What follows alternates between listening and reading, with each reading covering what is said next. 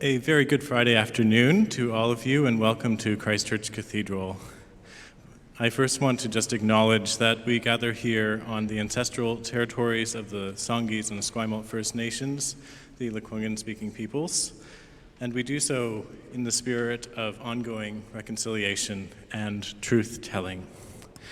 Welcome to Christchurch Cathedral for this 7th concert in the Emily Carr String Quartet Beethoven series. My name is Mark McDonald. I'm the Assistant Director of Music here, and I welcome you on behalf of our Dean and Director of Music, Donald Hunt. For a list of our up-to-date COVID protocols, which I see that you're all doing very, very well today, you can find those in your leaflets. I'll just, of course, remind everyone that we continue to wear masks indoors, and we maintain social distancing, which I see is all happening at the moment. And the one thing that I do have to ask, sadly at this time, is that we have to leave the concert immediately following, so we can't stay around in the space. But you're welcome to chat with your neighbors outside. As we get into a busy fall season of music making, I'd like to draw your attention to a couple of events that are coming up here at the Cathedral. Beginning at the end of September is a new series. We're pleased to be partnering with Early Music Vancouver for their Passports series. The series kicking off with Mandinka Pilgrimage on September 25th, and this features the world-renowned kora player Ablai Kisoko.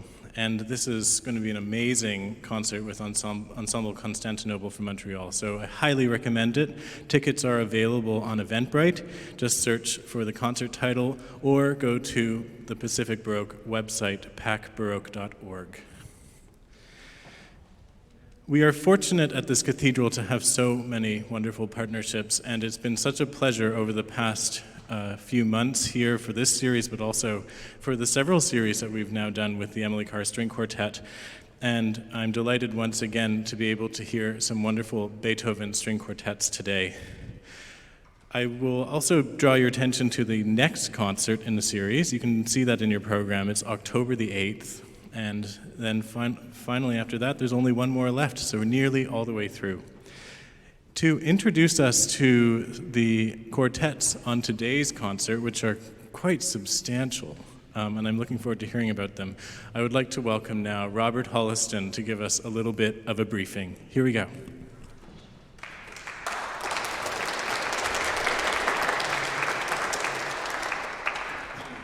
Thank you very much. It's a wonderful opportunity to hear these amazing pieces. Of all the things that you're going to hear, I think, in the whole series, this is the concert. You're going to hear, first of all, what is arguably the most innovative, far-reaching, puzzling, baffling, but exciting piece that Beethoven wrote. A single movement that was just described by Igor Stravinsky as being eternally contemporary. You're also going to hear the last complete movement of music that Beethoven wrote before he passed away. So although this is considered quartet number 14 out of 16, it includes a movement that he wrote pretty much after everything else was complete. And it is a confounding thing to look at what I'm going to describe as late period Beethoven. In this, we have to assume that Beethoven didn't know until perhaps shortly before the event that he was going to die when he did. But it just so happens that he manages to have summarized, as if he were some kind of celestial valedictorian, everything that could be said about the piano sonata, everything that could be done with the symphony, and finally everything that could be done with the string quartet at the end of his life. I'm always a little bit concerned when I'm looking at a sea of really familiar faces, and I'm going to be repeating myself, so forgive me in advance if I do. But someone said, oh, that's all right, I never remember what you say anyway. So a little bit of a review of what late Beethoven actually means. At no point in Beethoven's life, we may assume, did he wake up and think, oh my goodness, obviously I'm going into my middle period. Historians seem to think that that's how he lived, but that, of course, isn't how he lived. That's how we perceive his life when we have had enough distance that we can look at it somewhat objectively. But of course, Beethoven had entered a world in which he could not really hear the practical consequences of what he had put onto the page. I think we run the risk of overestimating how much that affected his composition, because he was always an interior composer. He always wrote in his head. He did work out details of the compositional process in his notebooks, and we can see them. But as he said himself, it's all up here anyway. And he didn't necessarily need to hear it. And I think some of us need to be reminded from time to time that it may have, in fact, been somewhat liberating for him, because certainly the music he wrote in the period we call the late period is profoundly further reaching than anything he had written before. Even if we can trace the early Beethoven to the late Beethoven, it's as if he's reaching beyond anything he had ever done before. So a few of the little things that you'll hear in this piece that are characteristic of late Beethoven: an almost obsessive preoccupation with trills and what trills can do with the music. A little ornamental gesture that we had heard in the earlier part of the classical era and in the Baroque. Something that was like a Christmas tree ornament becomes an actual thing. It goes from being parsley to being the main dish, and it can have the effect of having a melody float away into the ether. And Beethoven will use trills in a way that really nobody ever had before. Also, a preoccupation with counterpoint and fugue that probably coincides with his exercise in studying Handel and Bach, both composers he came to admire and love very much. And boy, are you ever going to hear the ultimate fugue today. And with that, I'll also mention his increased use of chromaticism and dissonance. Not only in the Große Fuge, the very, very famous evocation of modernity, but in the Opus 130 quartet as well. There are passages that feel that they could have been part of the second Viennese school, the school of Schoenberg, the school of Berg, certainly the Reger. It feels like Beethoven is expanding the language of tonal music as far as it can go.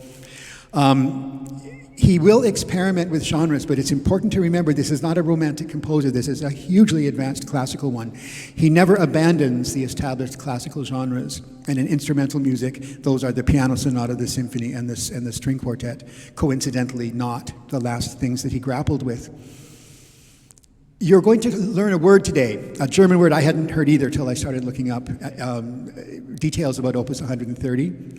But he will put an incredible premium on the power of music to express emotion and express feeling.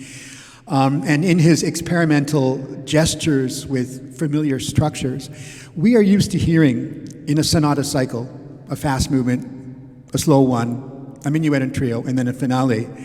And the musical material we hear in those movements does not have to have anything to do with what we hear in other movements, but Beethoven joins those together. Of course, he's been doing it for a long time. If anybody has heard the first four movements of Symphony No. 5, you won't be surprised that you hear them at the end of the fourth movement too. But he does this more and more subtly, and more it becomes a very important structural element to the way he works out the architecture of his music. Now, never, not even in the first bars of Opus 1, does Beethoven concern himself too much with the comfort of the player. Anyone who's ever learned a Beethoven piano part will know that there will always be passages that are awkward. And the music you're going to hear today was considered so awkward, almost unplayable, by the first quartet that played it. It was led by a guy with a wonderful name, Ignaz Schappenzeig. And he said, "But this is so difficult." And Beethoven answered, this was a man who had given Beethoven free access to his string quartet so he could, have his music performed. He said, "What do I care about your measly little fiddle when the spirit of the universe is talking to me?" I guess if the spirit of the universe talks to you, you're privileged enough, you have the prerogative to do that. So we're looking at pieces also that were really intended for private audiences. A gathering like this in a public place was really not part of what the string quartet was invented for. It was invented for the edification and pleasure of the people playing it, and some of their friends who might come and listen to it. So this is where all of our great quartet composers, including Haydn and Mozart, strutted their stuff and stretched their imaginations.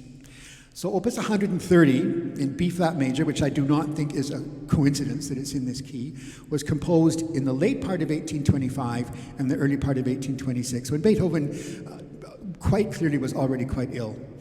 It was premiered in March 1826 in the first version. Now, this is already something interesting.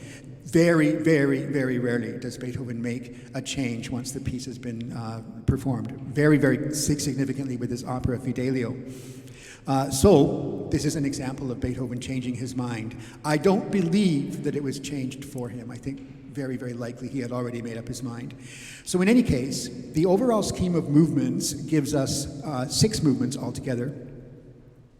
We have the opening movement, which I'll just talk in a little bit of detail in a few minutes, which is a good but very, very original, very innovative example of sonata allegro form. And again, I'll try to encapsulate that in as few words as possible.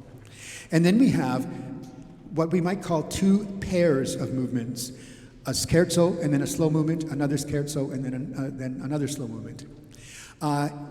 This is like 2 or 3 things happening at the same time. He's doubling the number of movements we expect to hear in between the opening movement and the finale. He's making them quite short on the whole, as if he's trying to evoke the feeling of a kind of Baroque suite. And also, he's, of course, creating 4 little kind of bagatelles, or short works, in between 2 outstandingly large ones. And we have the Große Fuge. Now, I have to say just one quick thing about that before I go on, and that is this. Beethoven obviously thought this was a big deal, this piece, and it is certainly that. It's a 10-minute fugue of outstanding complexity and difficulty. Difficulty for the players, difficulty for the listeners. He was not at the first performance, apparently. He was at a cafe nearby, and he heard that 2 of the middle movements were encored. The audience liked them enough that they asked for them to be replayed. And he was furious because that didn't happen with the fugue. And he referred to the audience, such as it was, a small gathering of elite listeners, as cattle and asses, because they didn't ask for that work to be, or that movement to be encored. So I think at that point he was already thinking, maybe I'll publish it separately. But in any case, they dispatched the youngest member of the quartet, the second violinist, whose name is Karl. I've written it down and now I can't find it. Karl Holz, to go suggest to Beethoven. Now, this is kind of like sending your youngest child to go argue with the President of the United States, the former one, and convince him to do something or her to do something. And Beethoven was surprisingly complacent about it. So that would lead us to believe he'd probably already decided that he will publish this separately and write a different ending. Today you have the luxury of hearing both endings, both final movements. But it's very, very interesting to think, if you hear the original ending, where it was originally intended to be, it's a completely different piece. Even with the colossal nature of the first movement, it feels like everything is driving toward that fugue. And if you take the somewhat Hungarian folk-like music of the second finale, it focuses attention on one of the most beautiful pieces Beethoven ever wrote, one of the most beloved by him, the Cavatina, that comes right before the last movement. So just a few things about these movements, if you don't mind.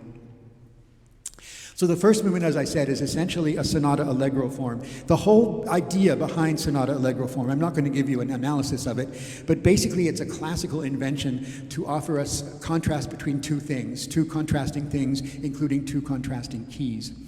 And Beethoven takes this to the extreme. You're going to hear what will seem to be a slow introduction, and it begins unison. So Beethoven then will harmonize it and introduce counterpoint. In the first 8 bars, you hear pretty much everything that can be done with texture.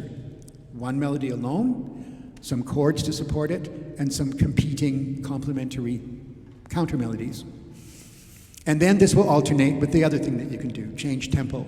So he then moves us into a quick tempo, and we're all used to that. We've heard it with Haydn, we've heard it with Mozart, we've heard it with earlier Beethoven.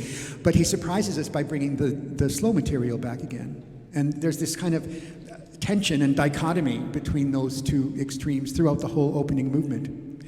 One of the things is, you may not be absolutely aware of this, but if you've heard enough classical symphonies, I'm thinking right now of Haydn's 104th, when you get to the Allegro, that's where you stay. When the first part of the movement is repeated, you go back to the beginning of the Allegro. You do not go back to the whole slow movement or the whole slow introduction, but you do in this piece. So it's not a slow introduction at all. Even though our experience as classical music listeners might lead us to think it is, it's an integral part of the whole movement. And the idea of all of these extremes, including individual writing for the instruments, the idea of these playing off each other is one of the central ideas and issues of the whole movement. And one of my favorite writers about this said, essentially, Beethoven is testing the limits of musical language in this movement, everything we have learned. And then we have these 4 character pieces. Now, somebody who had been listening to music for a long time asked me what scherzo means. So I'm going to tell you, it means joke. And Beethoven and Haydn liked to substitute the scherzo and trio in place of the minuet and trio. The minuet's always elegant, and you can only go so fast. With the scherzo, you can get down and dirty and really move that tempo. So we moved to a scherzo and trio.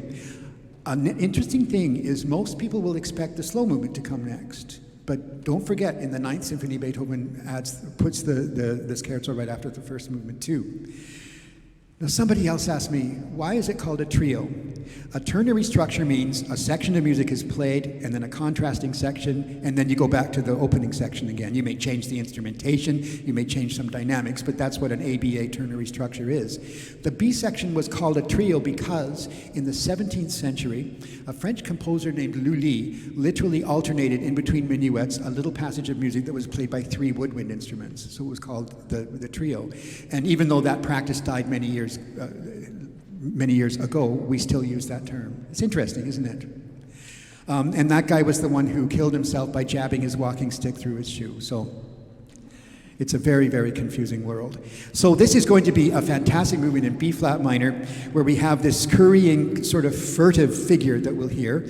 And it's contrasting with the B section that's described as wild bombast. And there's this feeling that you were not supposed to know where the beat is. It's confusing, slightly off-putting to the listener. But there's this one passage, please listen for it. It's described this way. The first violin, hovers 3 times above a moat of snapping crocodiles. And the snapping crocodiles are heard in the form of a semitone. The semitone is going to be a very important part of this music. The theme from Jaws, and a lot of late Beethoven. It has within it virtually the germ of any chromaticism and dissonance we might hear. So then we have a slowish movement. Beethoven liked to qualify, to hedge his bets when he told us how fast that the tempos were supposed to be. So the third movement is Andante con molto, ma non troppo, poco scherzando. Would you like me to tell you what that means? It means essentially moving along, but not too much, and just a little bit jocular. And basically, this alternates between a lovely andante amoroso kind of melody with the mechanical evocation of a clock, which was quite popular at the time. Then we have a movement that's marked in your programs, Alla tedesca. The word tedesca simply means in the German style. The French would have said allemande. And it's quick, and it's in 3/8. An 18th century composer and a 19th century composer would have known, if you know your time signatures, 3/8 will always be faster than 3/4.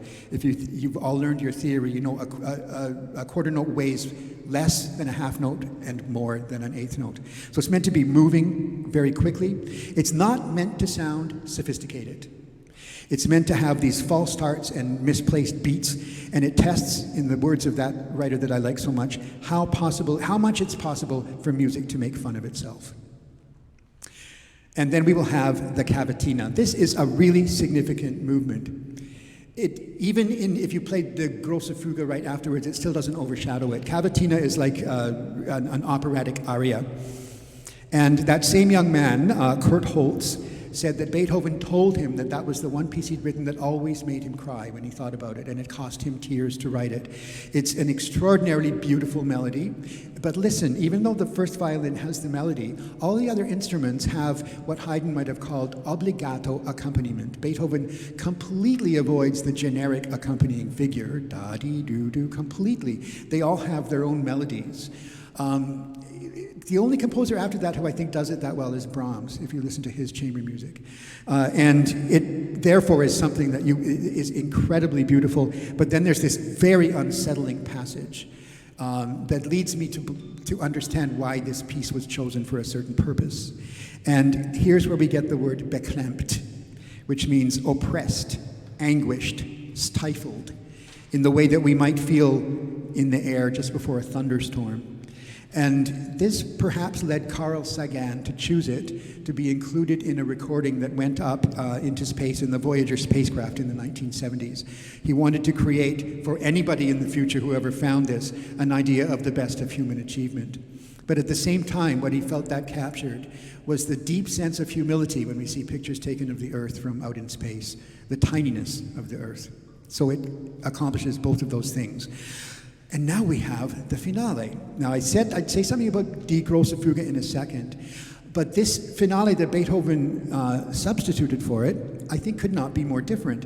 It has almost a rustic, peasanty kind of feel, and I'm not going to play any of it for you because the quartet will do that incomparably. But a young fellow who really liked this piece was Franz Schubert. And when you get to this fifth movement, the second finale, it might remind you of a piece that Schubert composed as the final movement of his final sonata, also in B flat. I'm going to just play a little bit of that.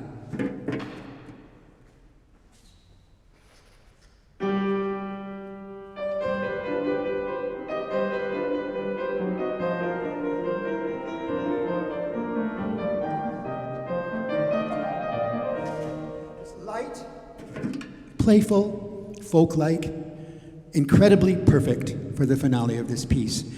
Now, Die Große Fuge, as Stravinsky called it, eternally contemporary.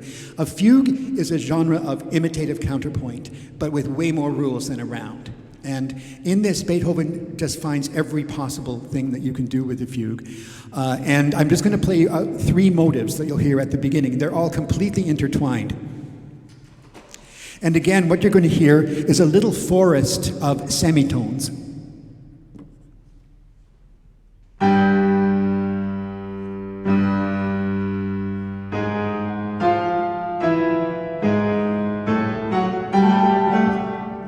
So all of these wonderful...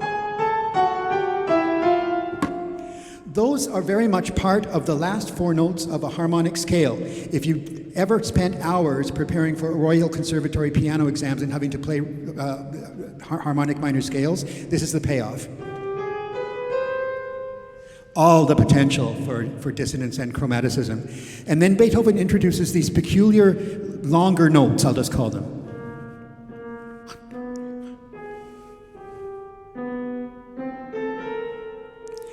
And then we get the fugue proper.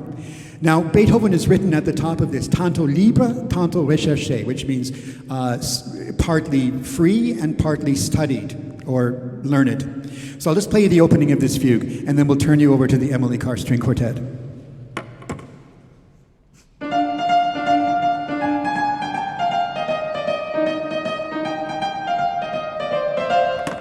I just really love that. And Beethoven must have known that people would take to that piece, because he also wrote it for four hands at one piano.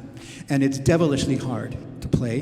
It rewards every bit of your attention throughout the whole journey. If this is your first time hearing it, you're going to have a magnificent, enjoyable, and life-changing experience. If it's your 100th time hearing it, it'll be even more enjoyable and even more life-changing. So thank you very much. Thanks for being here. And please join me in welcoming the one and only Emily Carr String Quartet.